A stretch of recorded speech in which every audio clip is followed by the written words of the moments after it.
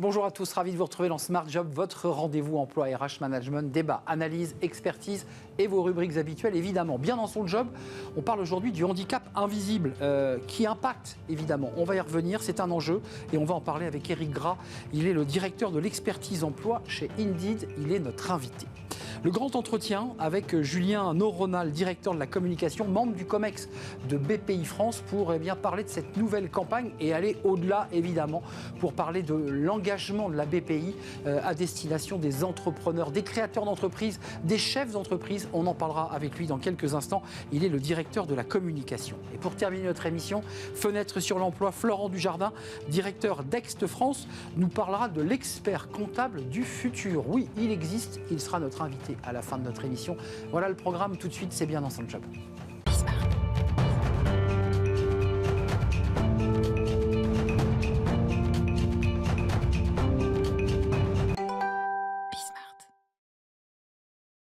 Bien dans son job, on parle souvent des enjeux d'insertion, de handicap au travail. On va parler du handicap invisible, qui est un vrai sujet évidemment important, qui d'ailleurs impacte les RH.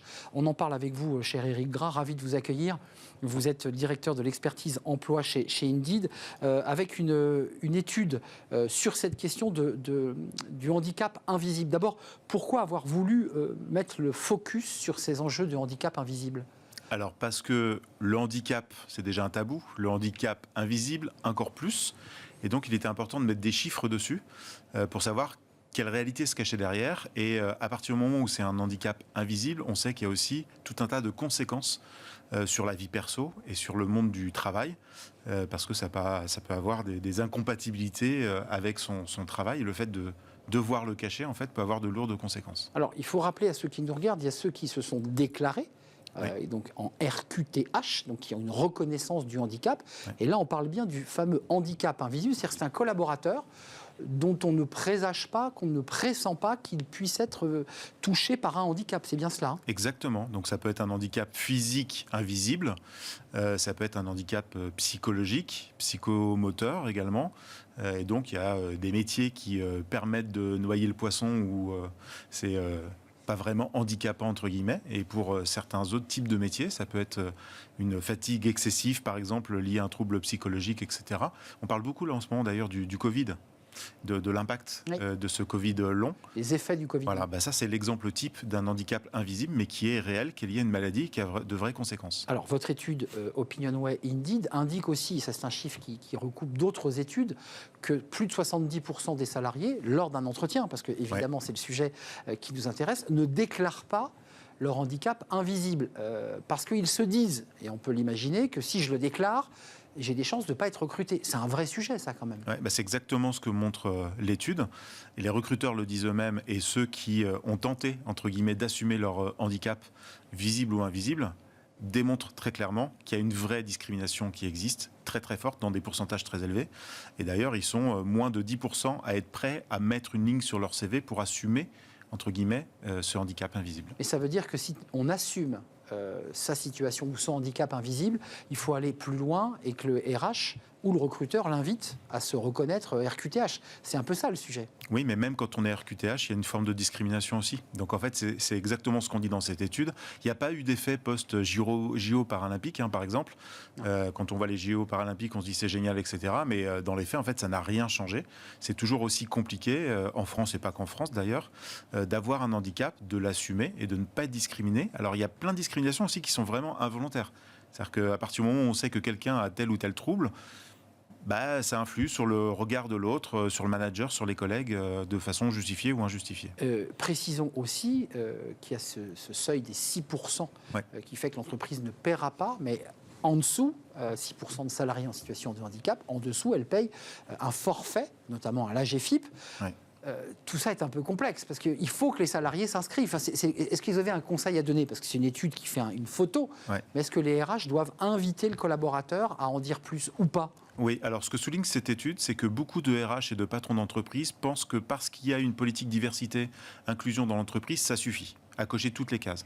En fait, il faut aller beaucoup plus loin. Et en effet, pour inciter quelqu'un qui a un handicap visible ou invisible, entre guillemets, à le déclarer, parce qu'il y a même des gens qui ont un handicap visible et qui ne sont pas RQTH, parce qu'il y a une vraie discrimination, ça veut dire qu'il faut un véritable accompagnement et il faut des éléments de preuve au sein de l'entreprise pour rassurer ces personnes. Vous avez vu ce chiffre qui est passé à l'antenne, 73% de ceux qui se sont déclarés RQTH peinent à trouver un emploi. Ça veut dire qu'il y a quand même chez le candidat la peur de ne pas être recruté à cause ou lié à son handicap. Oui. Et elle n'est pas totalement injustifiée puisqu'il peine à trouver un emploi. Elle n'est pas injustifiée du tout parce que cette étude le montre, d'autres chiffres le démontrent aussi dans d'autres proportions.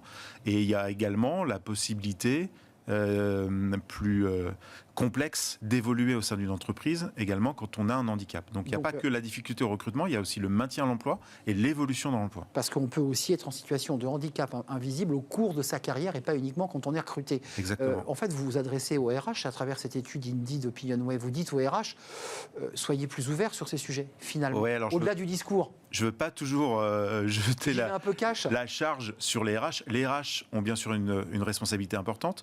Les dirigeants d'entreprise et les managers au sens large ont une très grosse part de responsabilité et l'ensemble des salariés ont une part de responsabilité aussi. C'est-à-dire que si j'ai un collègue reconnu ou pas reconnu en situation de handicap, j'ai aussi ma part de responsabilité dans ma façon de juger mon collègue ou de porter un regard malaisant sur lui. Donc cette question du handicap invisible, c'est un sujet sensible tant du côté du candidat, pour finir, que de la manière dont il doit être géré par le RH. Absolument. Et c'est une source de candidats importante. Et au-delà des 6% également, il y a un enjeu majeur pour maintenir et recruter efficacement ces personnes ayant un handicap invisible notamment. Effectivement, vivier de candidats dans parfois des secteurs d'activité très tendus. Merci Eric d'être venu nous éclairer sur cette étude Opinionway Indeed sur ces enjeux autour du handicap invisible. Vous êtes, je le rappelle, directeur de l'expertise emploi chez Indeed. Et je vous dis à très très bientôt. Merci. On tourne une page, on s'intéresse aux entrepreneurs. Alors avec des trous d'air, la crise, une situation économique un peu complexe en 2025, mais il y a la BPI, on va en parler, qui lance une nouvelle campagne en avant. Une campagne pour inciter les entrepreneurs à aller de l'avant. On en parle et j'accueille mon invité, le directeur de la communication de la BPI France. Il est mon invité.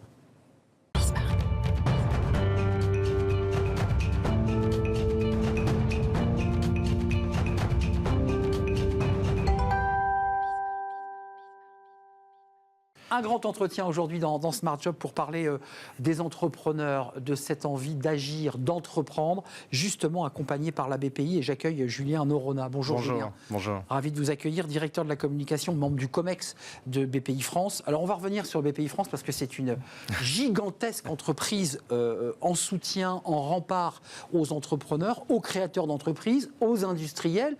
Que l'entreprise soit petite ou qu'elle soit grande. D'abord, commençons par le début, parce que je trouve ça intéressant. Vous êtes le directeur de la communication et vous lancez une nouvelle campagne en avant. Quelle a été la volonté de lancer cette nouvelle campagne de presse, d'affichage? C'était pour dire quoi? En avant, on est derrière. On est derrière. Et c'était l'idée. Je vous laissais dire la suite. C'était l'idée. En fait, cette campagne, elle vient du terrain.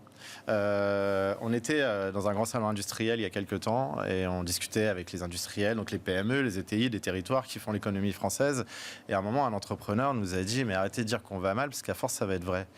Et en fait, c'est pas faux et ça nous a fait beaucoup réfléchir à tout ce qu'on raconte aujourd'hui. Alors, il y a ce moment-là, il y en a eu d'autres, bien sûr, à tout ce qui se passe aujourd'hui, déjà parce qu'il se passe des choses, et il faut le dire, hein, depuis le Covid, je pense que les entrepreneurs ont pris énormément dans la tête, hein, pour être poli. Crise du Covid, crise de l'énergie, guerre en Ukraine. Les guerres en Ukraine, le trou d'air économique. Voilà, le contexte politique. Donc ils subissent tout ça. Et en même temps, on n'a jamais eu autant de dossiers en 2024 qui arrivent dans nos directions régionales que l'année dernière. Donc on a des entrepreneurs sur le terrain qui en veulent, qui ont envie d'avancer, qui sont pas contents parce que leurs devis sont bloqués en masse un peu au-dessus et qui disent mais laissez-nous bosser, ayez confiance en nous. Et on va remplir les commandes et on va continuer de faire grandir l'économie française. Donc, et nous, notre rôle, vous l'avez dit, on fait beaucoup de choses. Si je le résume, c'est d'accompagner toutes les femmes, tous les hommes qui créent, développent, font grossir leurs entreprises à devenir des championnes ou des champions. Et ça, on le fait par tous nos moyens. Mais c'était important de le redire. En effet, BPI France existe depuis 10 ans, donc c'est jeune. Et en même temps, il y a un soutien au monde économique qui a été extrêmement puissant et on est, oui, en effet, derrière les entrepreneurs. 60 milliards d'euros injectés, c'est pas rien, avec plusieurs secteurs. On y reviendra en 2024. Et c'est 500 000 entreprises qui sont accompagnées à la création, mais aussi au développement, à l'innovation et à toute l'ingénierie pour grandir et même pour se faire accompagner financièrement. Parce que rappelons que la BPI, c'est quand même un organisme bancaire qui fait que je vais pouvoir aller chercher de la trésor, qui est quand même le nœud de la guerre d'un entrepreneur. C'est un organisme bancaire, c'est une société d'investissement, c'est aussi une grande école d'entrepreneurs, parce qu'on a 900 dirigeants qui rentrent par an dans nos écoles, c'est de l'assurance, et c'est une communication, pour revenir aussi à notre métier, qui n'est absolument pas une com de produit. C'est-à-dire que vous ne verrez jamais une communication BPI France, acheter nos prêts X ou Y. C'est une com qui doit être utile aussi au développement des entrepreneurs. Et quand on crée un plan de communication autour d'une communauté, parce qu'on aime les communautés chez BPI France, les coqs, le coq rouge, la French Tech, la French Fab, le bleu, etc., on définit nos KPI, notre ROI, sur des enjeux de l'entrepreneur. Je pense notamment, puisqu'on est sur Smart Job, à l'attractivité pour l'industrie, dans la création d'entreprise, au fait de penser son avenir en tant que créateur d'entreprise comme voie d'avenir et comme métier. Enfin, voilà, on est sur tous les sujets qui vont porter les entrepreneurs, quel que soit leur stade de développement et quel que soit leur marché. On va parler de l'industrie, de la réindustrialisation, qui est aussi un sujet très sensible, très politique, parce qu'on a besoin de notre industrie et vous êtes aux côtés. Un mot sur l'organisation, parce que vous l'avez évoqué d'un mot, c'est évidemment centralisé à Paris, mais c'est un maillage régional. Bien sûr. C'est-à-dire chaque entrepreneur peut aller dans la grande ville de sa région pour pouvoir déposer un dossier. La grande et la petite. Et la petite. La grande et la petite, puisqu'on est BPI France, c'est 4000 collaborateurs. Sur 4000, il y en a entre 2000 et 2500 qui sont dans les territoires. C'est important. Divisé sur 50 implantations en France. Donc c'est pour ça que je dis les grandes et les petites. On aime bien dire BPI toute la France. Oui, BPI est dans tous les territoires parce que chaque territoire a ses propres enjeux. Certains territoires ont aussi des typologies de secteurs d'activité plus marqués. Donc il faut être... et puis BPI ne travaille jamais seul. On travaille toujours avec l'ensemble du tissu économique local et national. Et donc, chaque région a ses particularités. Il faut qu'on soit au plus près des territoires. Et donc, c'est des collaborateurs qui, toute l'année, sont sur le terrain. On aime bien dire qu'on est des forains chez BPI France. On est tout le temps sur le terrain. En roulotte. Tout le temps en roulotte, en bus, en ce que vous voulez. on nous voit souvent dans des bus, mais parce que en fait, c'est comme ça qu'on crée cette intimité avec les entrepreneurs. C'est comme ça qu'on les comprend. Et c'est ce qu'on aime aussi. C'est ce qui nous fait nous lever le matin. Je reviens à votre campagne. C'est aussi le cœur de votre métier en tant que directeur de la communication. C'est aussi une manière de dire aux entrepreneurs qui, peut-être pour certains, disaient BPI, c'est pas pour moi, c'est pour les grandes entreprises, de leur dire venez. C'est important de leur dire. C'est aussi destiné aux ETI, aux PME. À toute l'économie française. De l'intentionniste qui se dit peut-être qu'un jour je vais créer mon entreprise, à la patronne, au patron d'ETI qui se demande comment continuer de se développer à l'export ou même comment transmettre son entreprise demain. On est sur tous les sujets du monde économique. Ça se sait peu, mais en nombre de mouvements.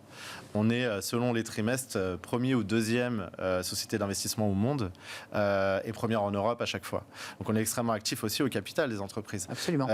Donc BPI est là pour tous les entrepreneurs, à toutes les phases de leur développement, avec les partenaires. Je pense notamment à la création d'entreprises. La création d'entreprises, on ne finance pas directement les créateurs d'entreprises.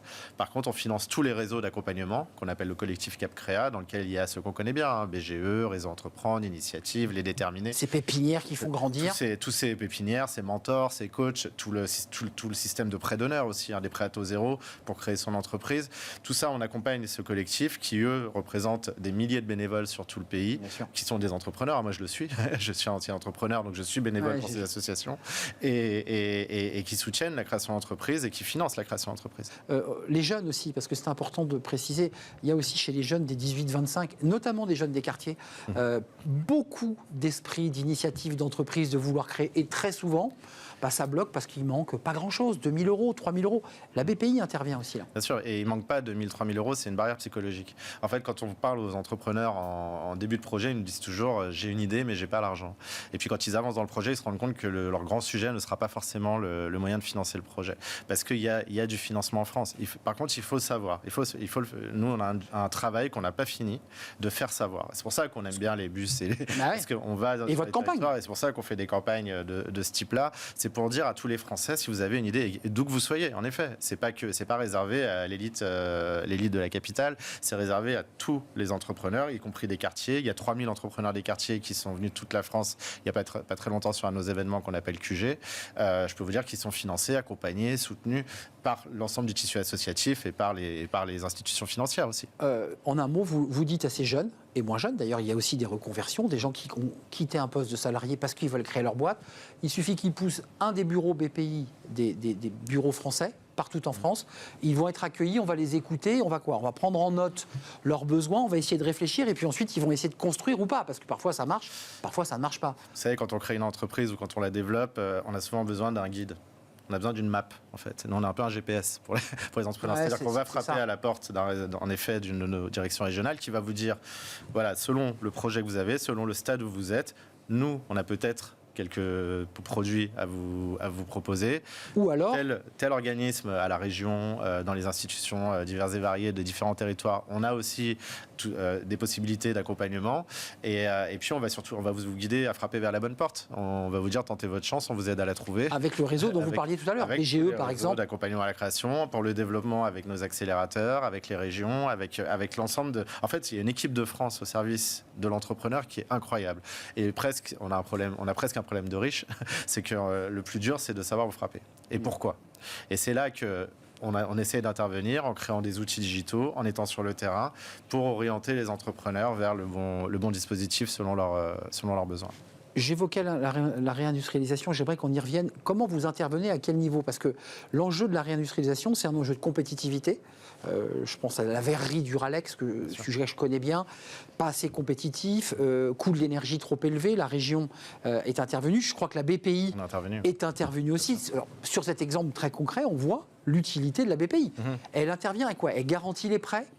Elle fait quoi ? Comment vous intervenez pour sauver notre industrie ?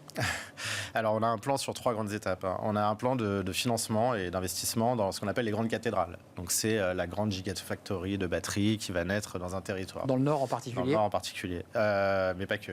Ensuite, on a un plan qui va soutenir ce qu'on appelle les startups industrielles. Aujourd'hui, on a un écosystème qu'on appelle la deep tech, qui sont en fait des entreprises issues du monde de la recherche. Donc, nous, on passe notre temps dans les labos de recherche, aller voir les chercheurs, en disant, bah voilà, ton projet aujourd'hui, tu as plusieurs options. Tu peux le vendre à un grand groupe, tu peux continuer de le faire émerger en recherche et d'aller plus loin dans ta thèse. Et tu peux aussi peut-être en faire un business. Et quand on peut en faire un business, nous, on va financer les phases de R&D et on va financer ensuite l'installation de la première usine en France. Donc ça, c'est les fameuses startups industrielles. Et puis, il y a tout le soutien à tout le tissu PME-ETI actuel qui continue de proposer des extensions d'usines, qui continue de créer des nouveaux sites industriels dans nos territoires de France, d'ailleurs. Et donc ça, on le soutient aussi. Donc après, on le soutient avec tous nos dispositifs. Et il y a un plan qui est extrêmement important en termes de, en effet, vous l'avez dit, de souveraineté, d'innovation, d'emploi. On a pour objectif de créer 100 sites industriels par an. 100 sites industriels par an, c'est 100 000 emplois par an nouveaux créés. Donc on est complètement dans un sujet aussi de sociétal. Et là, on a un vrai travail d'attractivité de l'industrie parce qu'il y a encore un imaginaire collectif sur ce qu'est une industrie. Nous, on fait un gros travail de sensibilisation des jeunes notamment, mais pas que, des femmes, etc., pour aller travailler dans l'industrie 2.0. L'industrie qui, en fait, sont maintenant des endroits très propres, complètement digitalisés et avec des vraies perspectives de carrière pour les personnes qui les rejoignent. Avant de nous quitter, Julien Noronha, si je veux rentrer travailler la BPI, parce qu'on parle beaucoup de tout ce que vous faites, et c'est très vaste, donc allez pousser la porte de la BPI, allez de l'avant, on est derrière. Je rappelle que c'est la campagne que vous allez découvrir, ce sera du 4x3, ce sera de l'affichage. Il y en a, c'est en ce moment, sur les bus, dans le 4x3, en digital, sur les plateformes télé. On la diffuse au maximum, parce que je pense qu'on est aussi dans une période où on a besoin d'entendre ça, et c'est pour ça qu'on le fait. Je veux travailler à la BPI, parce que je trouve que c'est une banque qui n'est pas comme les autres. Comment je fais ? talent.bpifrance.fr. Voilà, on recrute tout le temps, dans tous les métiers, de l'investissement, de la finance, et puis les fonctions de la communication, du digital. On recrute beaucoup de tech chez BPI France. On a un gros service tech parce qu'on est aussi une fintech. Et puis on a des événements. BPI France recrute, qui était à Lyon il y a 3 jours, où on a des événements ouverts où on ouvre les portes de la BPI avec des offres d'emploi pour postuler. On a parlé recrute à peu près 1000 apprentis par an. 1000 apprentis. En dehors de bien sûr tous les postes en CDI à pourvoir. Là, on est presque en avril, on est à mi-chemin. Vous avez encore combien de recrutements? Tout est fait là pour les apprentis de 2025? Non, tout n'est pas fait. Les apprentis de 2025, ils vont rentrer en septembre-octobre. Donc, je peux vous dire qu'il y a encore des besoins. Allez donc sur le site BPI. Les deux gros dossiers qui sont devant vous là, Julien, les grands dossiers qui vous attendent. Les grands dossiers, c'est dur à dire chez nous, parce qu'on est sur beaucoup de sujets. Si on revient sur nos grands plans, on a forcément le plan IA. Alors l'IA dans l'entreprise, comment adapter son entreprise, l'intégrer dans ses fonctions transverses, mais aussi l'IA pour l'industrie, puisqu'on a tous pris conscience récemment qu'on parle de living intelligence, c'est-à-dire que la maturité de l'IA se passera par le produit, donc dans vos téléphones, dans ces caméras, dans vos micros, partout, on va mettre de l'IA partout, donc c'est là qu'il y a un modèle notamment pour les industriels, et puis bien sûr le soutien à toute la tech IA française qui est extraordinaire, on connaît la profondeur de talent qu'on a en France. Malgré les mastodontes mondiaux qui sont là. Malgré les mastodontes mondiaux qui ont pris une place très forte, on ne gagnera pas toutes les batailles, mais on gagnera des batailles. On a Mistral aujourd'hui qui est une belle bataille gagnée, parce qu'on a quand même un des 4 acteurs mondiaux qui compte, qui est français. Enfin, qui a un pied aux États-Unis. Qui a un pied aux États-Unis, mais qui est là. Français, Archer Mensch, il tient. Exact. Voilà. Oui. Et il n'y a pas que lui, il y a plein de belles startups qui sont en train de naître sur le sujet de l'IA. Ensuite, la transition écologique et énergétique. On a un événement dans quelques jours qu'on appelle le jour E, où on aura 1000 PME qui ont mis le pied dans la transition écologique et qui veulent accélérer ensemble pour rendre leur industrie plus verte. Et bien sûr, la réindustrialisation sur laquelle on va mettre 34 milliards sur 5 ans. Merci Julien Noronha d'être venu nous rendre visite. C'est un vrai plaisir. Allez de l'avant. On est derrière. Affiche bleue. Écrit en noir, c'est la BPI France. C'est celle qui est à votre écoute pour vous accompagner. Que vous soyez une petite entreprise, un créateur d'entreprise ou une très grosse entreprise, la BPI est là. Est-ce que j'ai bien résumé? Vous avez très bien résumé. C'est un vrai plaisir de vous accueillir, cher Julien, directeur de la communication, membre du COMEX de BPI France, avec un bureau vraiment empilé de dossiers, tous urgents, plus urgents les uns que les autres. Merci. Mais on aime ça, on est derrière tous les entrepreneurs. Il y a quand même cette idée de défi aussi à travers les collaborateurs et les équipes BPI. Merci de nous avoir rendu visite, c'est un vrai plaisir. On tourne une page, place à Fenêtre sur l'emploi et j'accueille mon invité.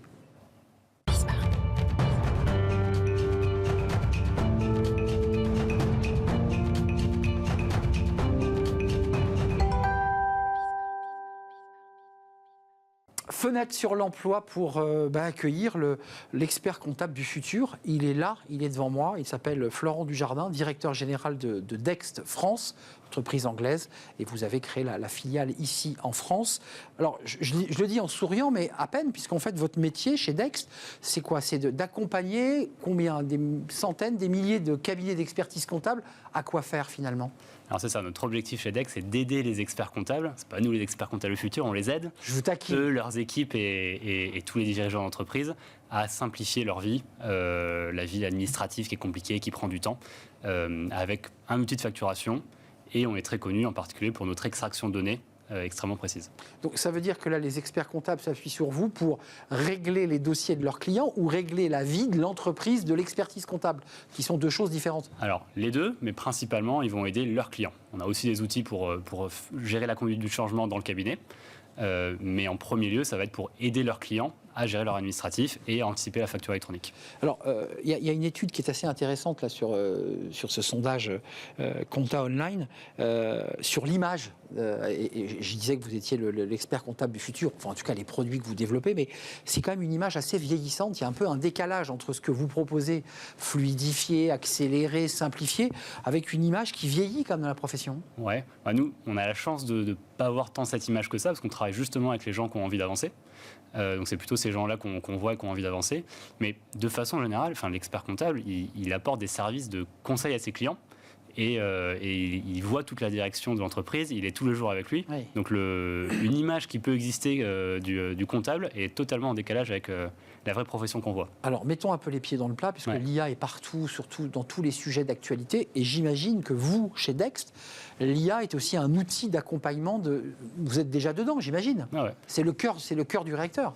Depuis le début, l'IA prédictive, c'est le cœur de ce qu'on fait. C'est-à-dire qu'en particulier, un exemple, c'est que un des savoirs des comptables, c'est de mettre un bon compte de charge ou une bonne catégorisation.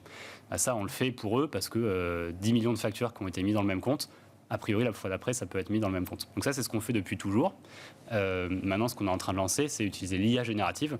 Par exemple, on va bientôt pouvoir mettre des documents dans Dex, qui ne sont pas forcément des factures, et on va faire un résumé en 2-3 lignes pour que ce soit clair pour le collaborateur comptable et son client. Ce qui ressort dans ce sondage qui est intéressant dans Compta Online, parce que quand on parle d'IA, on a l'impression qu'on supprime les emplois de comptables, qui font partie des métiers impactés, les avocats, les notaires, les comptables.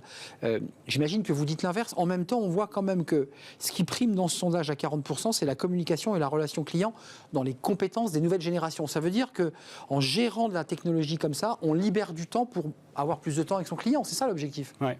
Alors il y a un fait, c'est qu'il y a de plus en plus de personnes qui travaillent dans la profession. Donc en tout cas, il y a de plus en plus de technologies et pourtant il y a de plus en plus d'emplois. Ouais. Aussi parce qu'il y a beaucoup plus de gens qui lancent des entreprises. Mais je comprends aussi la peur légitime des collaborateurs qui se disent mais je gagne du jour au lendemain 50% de mon temps, qu'est-ce que je vais faire ? Et en fait, il y a une multitude de services qui sont faisables. Il y a aussi une pénurie finalement de comptables qualifiés. Donc aujourd'hui, les cabinets cherchent des personnes à venir travailler chez eux. Bien sûr. Donc la clé, ça va être d'accompagner les gens en effet à maîtriser la technologie, mais à les donner les nouveaux services qui ne sont pas faits aujourd'hui.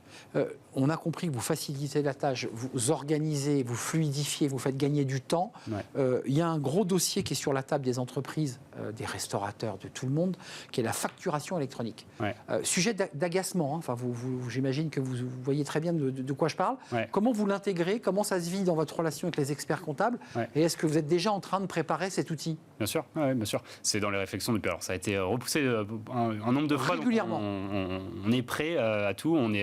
Ça y est. On est immatriculé provisoirement PDP, donc en même temps que les autres, pour être indépendant pour gérer la facture électronique pour les experts comptables et leurs clients. Et évidemment, il y a plein de nouveaux services qui peuvent être liés à ça. Mais surtout, il y a des gens qui attendent la facture électronique comme le Messie parce que ça va leur simplifier la vie.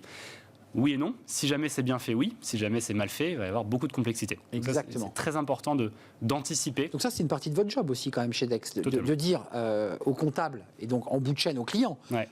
Rassurez-vous, ça va faciliter la vie. Alors, si jamais vous prenez les choses de la bonne façon, si jamais vous vous renseignez, ça va vous faciliter la vie à vous dans les cabinets et à vos clients. Mais il ne faut surtout pas attendre et espérer que tout change magiquement. Avant de nous quitter quand même, parce qu'à travers votre action chez Dex et la mission et les outils que vous proposez, est-ce que c'est une profession qui est en danger, l'expertise comptable ? Parce qu'on a vu dès l'arrivée de l'IA que les trois métiers, Ouais. je mets de côté les journalistes et la communication, qui sont impactés, experts comptables, notaires et avocats.